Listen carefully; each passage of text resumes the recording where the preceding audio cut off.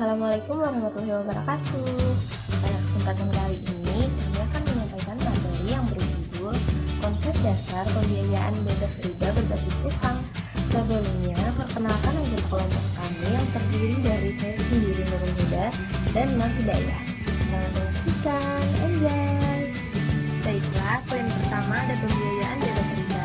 Riba adalah ziyadah atau tambahan. Riba adalah praktik pembebanan bunga keuangan atau premi atas jumlah uang pokok. Riba juga berarti pengambilan tambahan dari harga pokok atau modal secara batil. Selanjutnya, poin kedua ada jenis-jenis riba. Secara garis besar, riba dikelompokkan menjadi dua, yaitu riba utang piutang dan riba jual beli. Kelompok pertama terbagi lagi menjadi riba kas dan riba dividen. Adapun kelompok kedua jual beli terbagi menjadi dua juga, yaitu riba fard dan dividen. Poin ketiga ada janji pembiayaan bebas riba berbasis utang. Fard secara bahasa berarti tambahan atau kelebihan, sedangkan nasiah secara bahasa maknanya adalah penundaan atau penangguhan. Riba dalam utang adalah tambahan atas utang baik yang disepakati sejak awal maupun ditambahkan sebagai denda atas pelunasan yang tertunda. Pembiayaan berbasis utang mencakup dana yang dipinjam oleh perusahaan dan harus dibayarkan kembali dengan bunga. Poin selanjutnya yaitu riba ditinjau dari berbagai aspeknya. Yang pertama ada riba dalam pandangan Islam. Islam dengan tegas melarang praktik riba. Hal ini tercantum dalam Al-Quran dan As-Sunnah. Al-Quran menyatakan haram terhadap riba bagi kalangan masyarakat muslim. Yang kedua ada riba dalam perspektif ekonomi. Yang pertama ada teori absen. Teori ini mengatakan untuk pembenaran pengambilan bunga adalah alasan absen. Yang kedua yaitu bunga sebagai imbalan sewa. Sewa hanya dikenakan terhadap barang-barang seperti rumah, perabotan, alat transportasi, dan sebagainya, yang apabila digunakan akan habis, rusak, dan kehilangan sebagian dari nilainya. Saya Nur Hidayah akan menjelaskan poin selanjutnya, yaitu riba dalam jual beli dan riba dalam utang piutang. Utang piutang dinamakan riba duyun atau riba utang piutang. Sedangkan tukar menukar barang dinamakan riba buyu atau riba jual beli. Poin selanjutnya, perbedaan BBA dan murabahah. Riba utang piutang. Utang dapat dipilah menjadi dua kelompok, yaitu utang yang muncul karena pinjam meminjam atau fard, utang yang tidak lahir dari pinjam meminjam seperti lahir dari jual beli kredit atau tunggakan sewa. Biaya murabahah. Pembiayaan murabahah sah dalam Islam seperti disebutkan dalam Al-Quran surah Al-Baqarah ayat 275 bahwa Allah telah menghalalkan jual beli dan mengharamkan riba.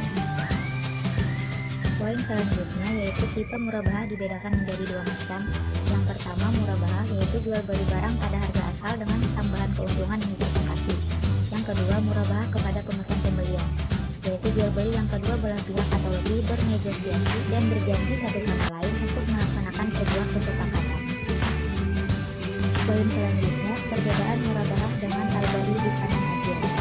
Al-murabahah yaitu kontrak jual beli dengan cara barang yang diperjualbelikan tersebut diserahkan segera, sedangkan harga pokok dan margin keuntungan yang disepakati bersama dibayar kemudian hari secara sekaligus. Al-bai di tangan adil yaitu kontrak al-murabahah dengan cara barang yang diperjualbelikan diserahkan dengan segera, sedangkan harga barang tersebut dibayar kemudian hari secara angsuran. Bai salam yaitu kontrak jual beli yang harga atas barang yang diperjualbelikan dibayar di muka sebelum barang diserahkan kepada pembeli. Poin selanjutnya sistem ribawi yang disamarkan. Menurut Profesor A.M. Sadik, pengharaman riba dalam ekonomi disebabkan hal berikut. Pertama, sistem ekonomi ribawi telah menimbulkan ketidakadilan dalam masyarakat. Kedua, sistem ekonomi ribawi juga merupakan penyebab utama berlakunya ketidakseimbangan antara pemodal dan peminjam. Ketiga, sistem ekonomi ribawi akan menghambat investasi, karena semakin tinggi tingkat bunga dalam masyarakat, semakin kecil kecenderungan masyarakat untuk berinvestasi. Keempat, bunga dianggap sebagai tambahan biaya produksi bagi pengusaha yang menggunakan modal pinjaman. Poin terakhir yaitu muamalah ribawi dan bahayanya. Transaksi muamalah maliyah juga semakin berkembang sesuai dengan tuntutan zaman.